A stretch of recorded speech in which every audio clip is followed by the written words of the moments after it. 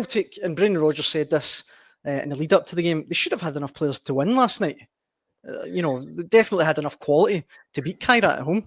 Yeah, don't get me wrong, it was a flat performance. They weren't at the best by any matter of means. But I think it all comes down to, well, in saying that, there was too many slack passes as well, especially in the first half. James Forrest was guilty of one or two overcooked balls. Negrin, Callum McGregor, nothing really fell for Celtic in the first half. Adam Ida, he might be seen as a scapegoat after being hooked at half-time, but in fairness, he wasn't given much ammunition up front. He wasn't given much service. I know I don't think he even touched the ball inside the Almaty box, but he wasn't given much ammunition up front. So, but yeah, it wasn't good enough just like the rest of the team in the first half. Yang came on as his replacement in the second half. I think he did inject a wee bit of energy into the team, but when you're relying on Yang to come on and save the day, this is a guy who, with all due respect, was meant to be out the door. If Celtic had brought the signings in, he wouldn't be at the club, at the minute. So you're hanging your hat on Yang to turn the game for you, and he did, as I say, he did make an impact, and fair play to the lad. But it's just a crazy predicament Celtic find themselves in, and it was a kind of mess last night as well. And there were so many positional changes as well, Daniel. I think you look at the end of the game, Liam Scales ended up at left back. Obviously, Alistair Johnson's injury meant that Anthony Ralston had to come on at right back. So there's two changes in the full back areas. Then you've got Austin Trusty moving in at centre back. You started off the game with Adam Ida up front. Then it was Daizen Maeda who got a shot through in the middle, and then it was Shin Yamada who finished the game. It's just Rodgers is obviously, it's a bit of a puzzle at the minute. He's trying to find the best way forward to obviously break the deadlock and get that crucial goal, which would have pushed Celtic closer to that £40 million windfall, but it just didn't happen. Nothing clicked for Celtic. There was 10 minutes added on time at the end of the game, and to be honest, Celtic could still be playing just now, and I don't think they would have scored. It was just that type of night, and it just simply wasn't good enough. But what I will say, Daniel, is I've heard this argument before about the £11 million spent in Engels, the £6 million spent in Austin Trusty. Both those guys were on the bench. Obviously, Adam Ida get hooked at half time, but there's a transfer committee there. It doesn't all fall in Rodgers' door. You've got a recruitment team who's meant to identify these guys, and then obviously you've got the board to sanctions these deals. I think most people would agree that Celtic paid over the odds for Adam Ida. They did dilly-dallied over that transfer. Kyogo got injured, I think it was against Hibs last season, and Celtic had no option but to finally push the button. And as a result, they had to pay more. Norwich got a great deal out of it. But at the end of the day, that's probably what, £9 million for a championship striker. That's probably the going rate down there as well. So you essentially get what you pay for. Arnie Engels, he was a last-minute signing as well. I know Celtic were in the market for other kind of playmakers. Arnie Engels was one of those in the list.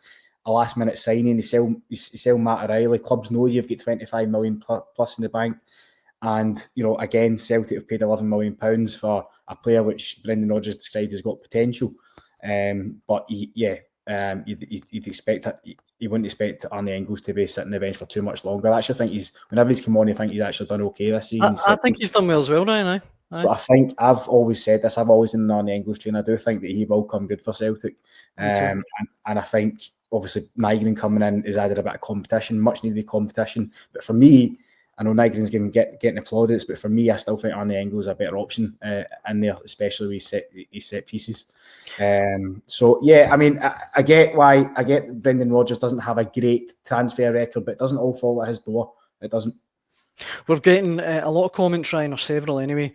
People asking us if we've tried. Mark says, Ryan and Daniel, have you tried to get an interview with Nicholson? If not, why not? A couple of people saying that. Charlie says, has the Daily Record reporters approached the Celtic board for their opinion? What happened to investigative journalism? Look, see if we could get Mike Nicholson, Peter Lawwell on this show. I mean, the views would be incredible. The chances of getting to sit down with them at the minute. The thing is, that you'd be lucky to even get an in-house interview with them. When's the last time that Michael Nicholson or Peter Lawwell or any directors fronted up to Celtic TV and answered the questions which the fans all want to know? As I say, Brendan Rodgers has been a human shield for this board. He really has. He's the one that's having to front up to the transfer issues, and he doesn't know what's going on. And I think the fans, it's getting to this point. It's got to the point now. It's past this point. The fans need to know what's going on. There's got to be better communication by the club. I think the club has grown a bit stale in the boardroom. Even you look at, it appears to be a complete disconnect. You look at the issues even internally in the stadium. You know, these new barriers going up to with fans causing issues as well. Just unnecessary issues that are just aren't needed. It just seems to be one thing after another. You know, I think people probably recognise that Celtic Park is in dire need of an upgrade as well. You don't even get hot water in toilets at the minute. There was a big survey that went around the season ticket holders last year. I don't know what the outcome was of that. Obviously, I think the Green Brigade, the boys, the ultras have made. I've been campaigning for an increased singing section as well. Will that ever come to the fore? I just don't know. I feel as if the whole club, the whole stadium, it just needs to be re-energized. It needs fresh ideas. It needs and I don't know, is the custodians in charge for all they've run a great business. Are they the guys to take the club forward and go beyond that ceiling and make Celtic a proper Champions League club? I don't know. At the minute, Celtic are looking like they're going to be a Europa League club. So that's your answer. I should say for everyone watching, we're going to be joined live from Pittodrie in a couple of minutes by the one and only Scott Burns. But before I let you go, Ryan, a couple of other things I want to get your take on Celtic-wise. Where is it? If I can find this.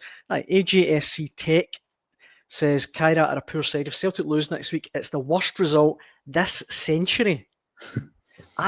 Look, Armedia Bratislava springs to mind right away. Yeah. Ross County in the Cup semi-final. The Mowbray season. I mean, that seems a wee bit mad to me. To the worst this century. Yeah, I mean, for all Kairat Almaty are, I think they're 315th in the UEFA rankings, which is below St Johnstone, which is incredible. It's down to the fact that they've not had much European exposure. They've only had one European adventure in their history. I think it was was it 2020-21 Europa Conference League, where they finished bottom in 2 points.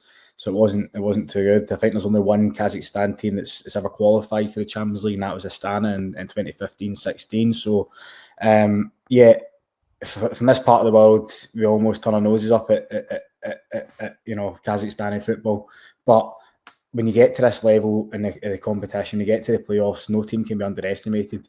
You know, people were walking into the stadium last night predicting 3-4, 5-0. And it quickly became clear after 10-15 minutes that just simply wasn't going to happen. You know, I don't buy into the fact if Celtic were to tumble out next week, it'll be the worst. It'll be the worst in the history in this century. But even, you know, they were a decent team. They've got a young lad, a 17-year-old Satpiev, who ironically is going to be out of the game next week after picking up a late booking, showing a bit of inexperience there. So that's a boost for Celtic. But they've got a young boy there that's the talk of Kazakhstan. He's already agreed the deal to go to Chelsea. The big lad in Nielsen up front as well. He was causing havoc. So you could tell that they had good players, good quality players. And they were, I think they were probably a cut above Armedia, as you say. And some other teams that Celtic have been eliminated by over the years. So, but at the same time, Celtic should be beating them. They're the lowest ranked team in the competition. It was a dream draw for Celtic. And I think, exactly. You couldn't have handpicked a better tie. It should have been wrapped up. It should have been done. The Celtic should have been going over to Kazakhstan with a 2 or 3 goal progression, but they simply just didn't show enough quality in the night. And the lack of transfer business has been laid bare. AGSC is pushing me to come up with another result that worse than if they go out next week. Maybe you're right, AGSC. Who knows? I mean, Lincoln Redimps, Jinky writes in with that. That was a bad one as well. Yeah, that's the one. The thing is, though, is that Mark says it depends. Celtic go out and Rangers somehow make it through. It only takes a dodgy decision. The sending off would be Armageddon.